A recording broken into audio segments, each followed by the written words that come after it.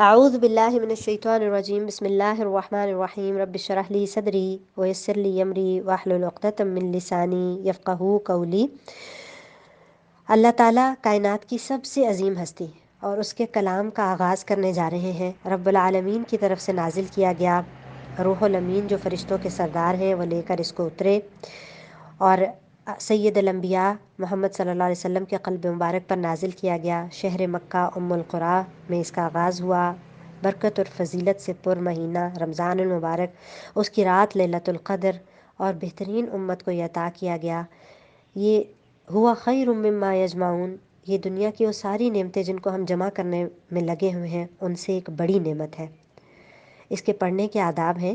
کہا گیا کہ جب قرآن پڑھا جائے تو اس کو غور سے سنا کرو اور خاموش ہو جایا کرو، تو خاموشی اور توجہ سے سننا۔ اس دن لوگ حسرت کریں گے کاش ہم عقل سے کام لیتے، تو قرآن کو سیکھنے کے لیے عقل سے کام لینا۔ اور پھر علامہ البیان، بول بول کر یاد کرنا یا سنانا۔ پھر جب اقرا آیا تو اس کے بعد یہ بھی ہمیں کہا گیا کہ الذی علم بالقلم، لکھنا۔ تو ریڈنگ، رائٹنگ، لسننگ، یہ ساری سکلز استعمال کرنی ہے قرآن کو سیکھنے کے لیے۔ اس کے بعد اگلی کیا بات ہے؟ حاضری دل و دماغ۔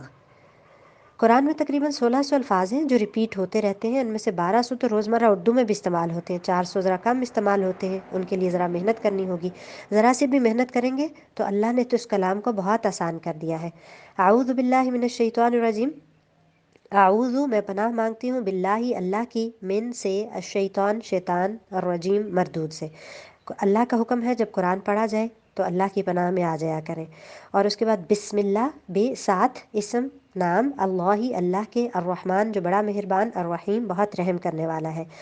ہر وہ کام پایا تکمیل تک پہنچتا ہے جس میں اللہ تعالیٰ کی مدد شامل حال ہو، اور قرآن رحمت الہی کا بہترین مظہر ہے۔ ہر وہ معاملہ جو بسم اللہ کے بغیر شروع ہوتا ہے اس سے برکت اٹھا لی جاتی ہے۔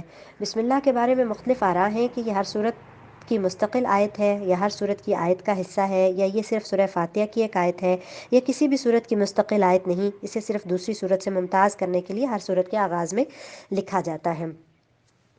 سورہ فاتحہ جو ہے یہ قرآن کی سب سے پہلی صورت ہے۔ احادیث میں اس کی بڑی فضیلت ہے۔ فاتحہ کے معنی آغاز اور ابتدا کے ہیں، اس لیے اسے فاتحۃ الکتاب بھی کہتے ہیں۔ اس کے بہت سارے نام احادیث سے ثابت ہیں، جیسے ام القرآن، السبع المثانی، القرآن العظیم، الشفاء، رقیہ۔ اس کا ایک اہم نام الصلاۃ بھی ہے، جیسا کہ حدیث قدسی میں اللہ تعالیٰ فرماتا ہے کہ میں نے نماز یعنی سورہ فاتحہ کو اپنے اور بندے کے درمیان تقسیم کر دیا ہے، بس اس کا نصف حصہ میرا ہے اور نصف میرے بندے کا، اور میرے بندے نے جو سوال کیا وہ اسے ملے گا۔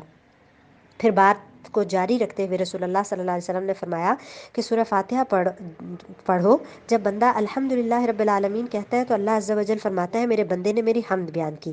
بندہ کہتا ہے الرحمن الرحیم تو اللہ فرماتا ہے میرے بندے نے میری ثنا بیان کی۔ بندہ کہتا ہے مالک یوم الدین تو اللہ فرماتا ہے میرے بندے نے میری عظمت بیان کی۔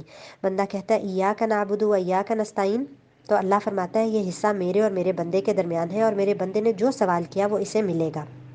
بندہ کہتا ہے اہدنا الصراط المستقیم صراط الذین انعمت علیہم غیر المغضوب علیہم ولا الضالین تو اللہ فرماتا ہے یہ میرے بندے کے لیے ہے اور میرے بندے کو وہ ملے گا جس کا اس نے سوال کیا۔ الحمد تمام تعریفیں للہ اللہ کے لیے ہیں، لام کا مطلب کے لیے، رب العالمین جو تمام جہانوں کا رب ہے، الرحمن جو بڑا مہربان، الرحیم بڑا رحم کرنے والا ہے، مالکی مالک ہے، یوم الدین یوم دن، دین جزا یا بدلہ، ایاکا خاص تیری، کا تیری، نعبدو نہ ہم، نعبدو ہم عبادت کرتے ہیں، وا اور، ایاکا صرف تجھ سے، خاص تجھ سے، نستعین ہم استعانت طلب کرتے ہیں، اون ہم مدد چاہتے ہیں، اہدنا ہمیں ہدایت دے، الصراط المستقیم سیدھے راستے کی، صراط الذین راستہ ان لوگوں کا، انعمت انعام کیا تو نے، علیہم ان پر، علی کا مطلب پر، غیر المغضوبی نہ کہ غضب کیا، علیہم ان پر، ولا اور نہ، وا اور لا نہیں، الضالین جو گمراہ ہوئے۔ اب اس میں جو چھوٹے چھوٹے لفظ ہیں ان کو آپ نے یاد کر لینا ہے کیونکہ یہ بار بار آئیں گے قرآن میں، جیسے وا ہے، لا ہے، علا ہے، لام کا مطلب کے لیے ہے، بے کا مطلب ساتھ ہوتا ہے۔ تو سورہ فاتحہ کی پہلی آیت ہے کہ سب تعریفیں اللہ کے لیے ہیں جو تمام جہانوں کا رب ہے، الحمدللہ، استغراق یا اختصاص کے لیے، یعنی تمام تعریف اسی کے لیے ہے، خاص اسی کے لیے ہے، کیونکہ ہر خوبی حسن اور کمال اس کی طرف سے ہے، تو تعریف کا مستحق بھی وہی ہے نا، حمد تعریف پلس شکر، کیونکہ ہر نعمت اور صلاحیت اللہ ہی کی دی ہوئی ہے نا۔ تو قرآن کا پہلا لیسن یہ ہے کہ جو کچھ بھی ہمارے پاس ہے، جو کچھ بھی ہمارے اندر ہے، اس پر تعریف کے قابل اللہ ہے، کیونکہ دیا ہوا اسی کا ہے، مالک وہی ہے، رحمان و رحیم بھی وہی ہے۔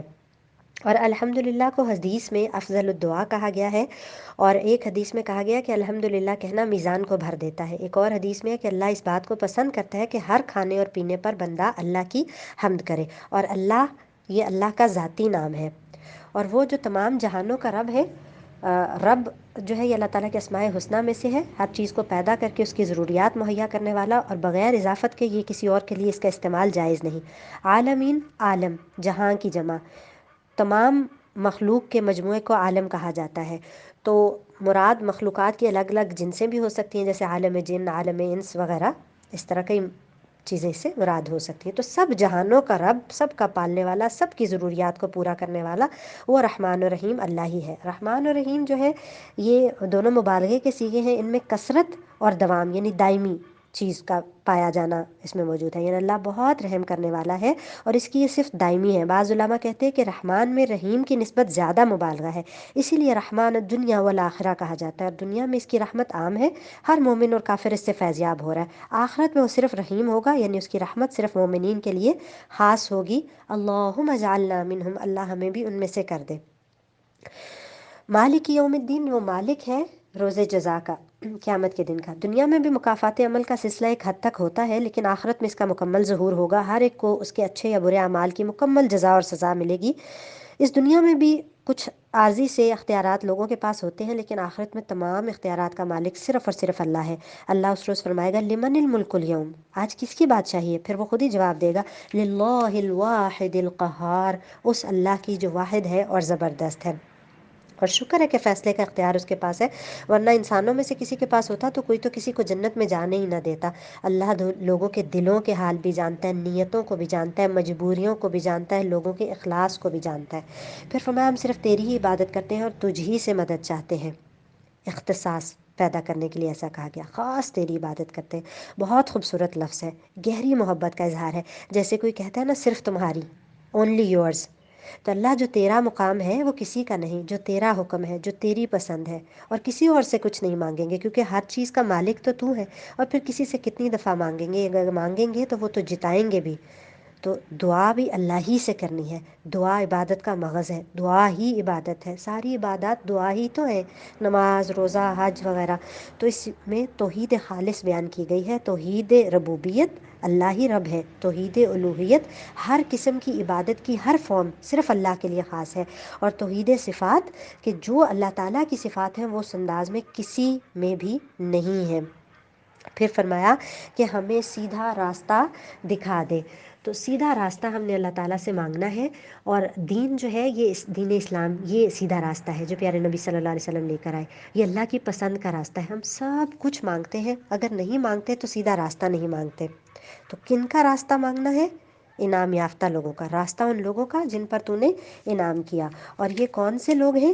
یہ اللہ تعالیٰ کے پسندیدہ لوگ ہیں، وہ جن کا لائف سٹائل وہ تھا، جن پر ان کو اسلام کی نعمت ملی، جنت کی نعمت ملی، اللہ کی رضا کی نعمت ملی، اور انبیاء، صدیقین، شہداء اور صالحین یہ لوگ ہیں جن کا راستہ ہم اللہ تعالیٰ سے ہر نماز کی ہر رکعت میں مانگتے ہیں، نہ کہ ان لوگوں کا راستہ جن پر اللہ کا غضب ہوا، اور نہ وہ جو گمراہ ہو گئے، مغضوب علیہم یہود۔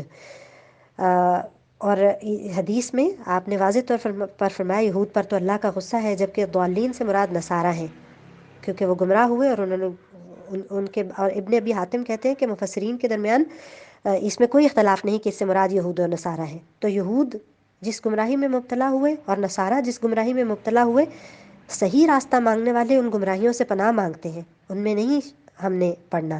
اور وہ کون سی گمراہی میں مبتلا ہوئے؟ یہود کی گمراہی یہ تھی کہ وہ جانتے بوجھتے صحیح راستے پر نہیں چلتے تھے، دین میں منمانی تعویلیں کرتے تھے، اور نصارہ نے حضرت عیسیٰ کی شان میں غلو کیا، ان کو اللہ کا بیٹا بنا دیا، دونوں نے اپنی مرضی کا دین بنا لیا۔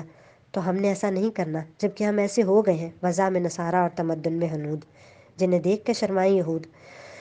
اس صورت کے آخر میں آمین کہا جاتا ہے، اور اس کی بڑی فضیلت اور تاکید ہے، اور اس کے معنی ہوتے ہیں کہ اسی طرح ہو، اے اللہ ہمیں نامراد نہ کرنا، اللہ ہماری دعا قبول کرنا، یہ جبرائیل علیہ السلام نے آپ کو سکھایا تھا۔